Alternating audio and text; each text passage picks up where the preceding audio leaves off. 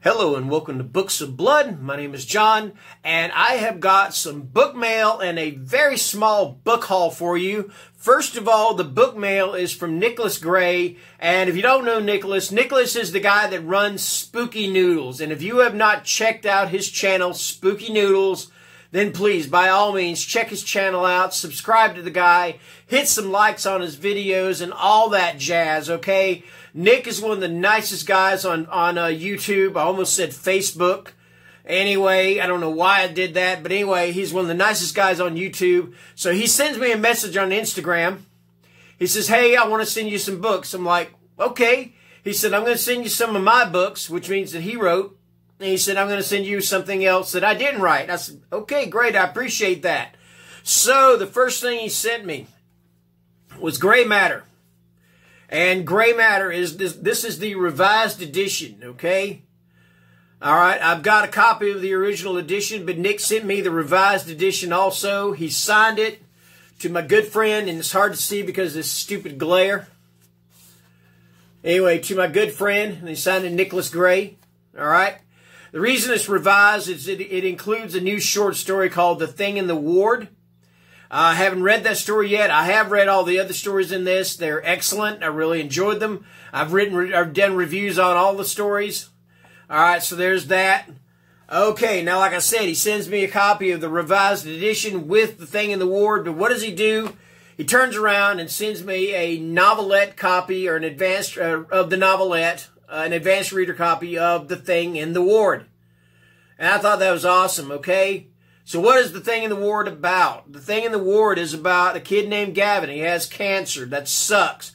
He's run out of options. He's got to try a trial drug in order to fight it off, okay? He's wheeled into a ward and starts his treatment of donazine. But what Gavin doesn't know is there's something else in the ward with him, and the thing is hungry. That sounds like an awesome story, man. I cannot wait to read this. And this is short. It's like 33 pages for the story itself. It might be even less because with, yeah, 33 pages for the story itself. So there you go. So for that, I say thank you, Nick, for sending me those. I appreciate that. He also signed this one, too. That's cool of him. To John, thank you for the support. I know you can't see that. God almighty, that glare is terrible. I apologize for that. All right. And then the one he sent me that wasn't by him was by Edward Lee. And this is The Backwoods. All right. More than memories await Patricia when she returns to the quiet backwoods from where she grew up. A woman strangled half to death and buried alive. Children who scampered off to play, never to return. Men and women strung up and butchered for sport. Corpses dug up and bodies found with parts missing. All these greet Patricia. All these and more. Something from the darkest heart of the night is stalking her, while the town itself seems cursed by a nameless evil. Lust-filled dreams fuel deadly obsessions. The bodies pile up and the blood flows. Black secrets are revealed and nightmares live in the backwoods. That sounds pretty awesome. I have not read any Edward Lee. He sent me another Edward Lee book, The Stickmen. Excuse me, I need to get on that one too. So that's that. That's those copies. Oh, he sent me a really cool bookmark. Okay. All right. So next up, here is the small book haul. I got 6 books here, it looks like. The first one I got is, and I'm not sure, the first 2, I'm not sure if I have already mentioned these books. If I did, I apologize. I know the other ones I did not, okay? So here we go. The first one is The Hollow Tree. It's by James Brogdon. After her hand is amputated following a tragic accident, Rachel Cooper suffers vivid nightmares of a woman imprisoned in the trunk of a hollow tree, screaming for help. When she begins to experience phantom sensations of leaves and earth with her missing limb, Rachel is terrified she is going mad. But then another hand takes hers and the trapped woman is pulled into our world. This woman has no idea who she is, but Rachel can't help but think of the mystery of Oak Mary, a female corpse found in a hollow tree and who was never identified. 3 urban legends have grown up around the case. Was Mary a Nazi spy, a prostitute, or a gypsy witch? Rachel is desperate to learn the truth, but darker forces are at work. For a rule has been broken, and Mary is in a world where she doesn't belong. Anyway, that is The Hollow Tree. It's by James Brogdon. Okay, next up from John Searles, I believe is how you pronounce his name. This is Help for the Haunted. Okay. It begins with a call one snowy February night. Lying in her bed, young Sylvie Mason overhears her parents on the phone across the hall. This is not the first late-night call they have received since her mother and father have an uncommon occupation, helping haunted souls find peace. And yet something in Sylvie senses that this call is different from the others, especially when they are lured to the old church on the outskirts of town. Once there, her parents disappear, one after the other, inside behind the church's red door, leaving Sylvie alone in the car. Not long after, she drifts off to sleep, only to wake to the sound of gunfire. As the story weaves back and forth through the years leading up to that night and the months following, the ever-inquisitive Sylvie searches for answers and uncovers secrets that have haunted her family for years. Capturing the vivid eeriness of Stephen King's works and the quirky tenderness of John Irving's novels, Help for the Haunted is told in the captivating voice of young heroine who is determined to discover the truth about what happened on that winter night. So yes, that is Help for the Haunted. I'm looking forward to reading that one. It sounds really good. All right. Okay, then next up, I got a small envelope in the mail the other day. I'm feeling it up, thinking, all right, yeah, feels like a book, but who sent it to me? It's from, who is it? Bad Dream Entertainment. And this is the Ethereal Transit Society, and it is by Thomas Vaughn. And this is an advanced reader copy. I believe this is not going to release until like December. I've got a letter here somewhere that tells me they sent it to me. And I think it's either November or late November or early December, okay? Anyway, it's by Thomas Vaughn. Y'all excuse me, I got a little bit of a cough. I'm trying to hold it off here. I don't know why I'm doing it. But anyway, not all doomsday cults are wrong about the end of the world. Believing their late mentors calling them from the grave, the last surviving members of modern doomsday cult travel across the country to reclaim his body in preparation for the end times he preached about. Tracing their leader's echo through a cosmic signal known to them as the transit frequency brings them to the rural outback of Arkansas, where its presence has drastic and dangerous effects on anything living.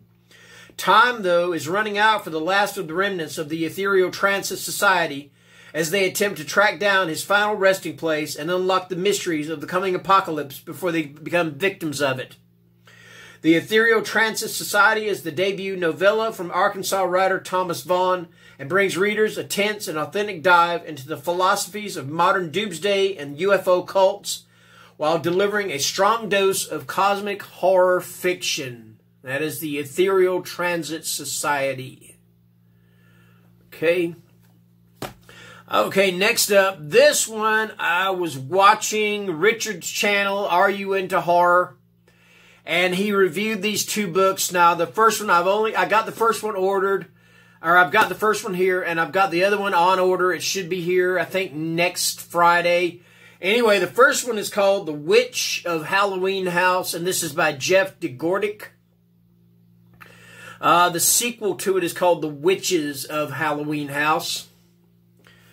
A town torn apart by fear. There's an old house up on a hill in the woods that the kids call Halloween House. They accuse the mysterious old woman who lived there of being a witch until the rumors got out of hand and the panicked townspeople burned her house down with her in it one Halloween. She only said one thing before she died: a curse on all of you. Now, 3 years later, the spooky holiday approaches again, and Carmen is left in charge of taking her little brother trick-or-treating. But strange things begin happening around the small town. Children are going missing one by one, and the only clue to their disappearance is a gingerbread man left on the windowsill. Now Carmen has to protect her brother so that he doesn't become the next victim as the townspeople descend into insanity all around them. Riddled with fear, they have no one to pin the kidnappings and strange occurrences on, because the witch is already dead. isn't she? That is The Witch of Halloween House. This one sounds really good. I can't wait to dig into that one, all right? Okay, now while we're on the subject of checking out other YouTubers' channels and finding books to add to our own TBRs, Gloria McNeely, she's got her own channel. It's really cool. And she did one. I cannot remember what the post was about. But one of the books that she recommended is called Tales in Somber Tones. 24 horrific stories, 24 darkly illuminating illustrations. Stories by Sean Walter, artwork by Karen Ruffles of Drawing in Dark. And yeah, some of the illustrations are really cool. They're all black and white illustrations. And they appear before each new story. There's that. Let's see. Let me find a good one here. I mean, they're all good. Don't get me wrong about that. Okay. Lock the doors, close the blinds, and settle in with this anthology of illustrated horror. My tongue is not working tonight. I'm so sorry for that. Velvet dark imagery leads you into haunting stories that will stay with you long after the lights have gone out. Our monsters have joined forces. Light a candle, make a wish, and let us tell tales in somber tones. Some of the stories in this, let me see some of the titles if they have them up front here. And I don't think they do. Yeah, they do. Scavengers, Addictions, Lost at Sea, A Question of Evil, Mercurial, To Catch a Kelpie, The Creature's Lament, and Rust and Dust. That's just some of the stories in this.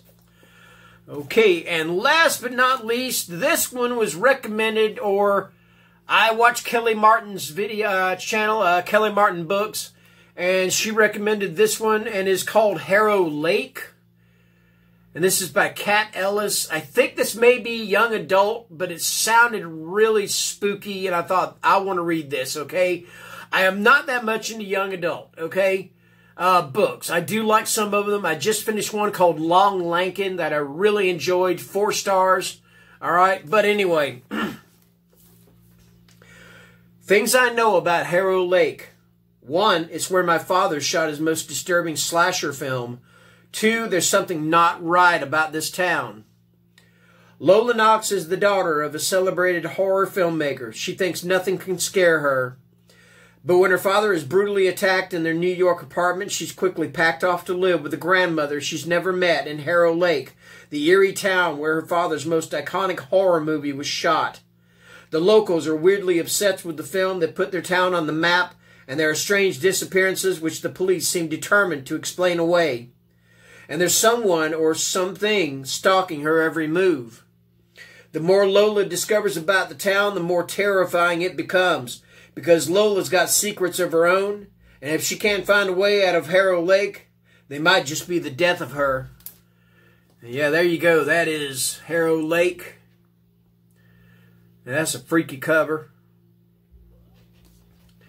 A creepy can't-put-down thriller about the daughter of a horror film director who's not afraid of anything until she gets to Harrow Lake. That's what the back of it says here. Anyway, that's going to do it. That is my book mail from Spooky Noodles, and that is my very small book haul. I thank you guys for watching. Enjoy the rest of your weekend. Have fun and be safe out there, okay? Thank you, and good night.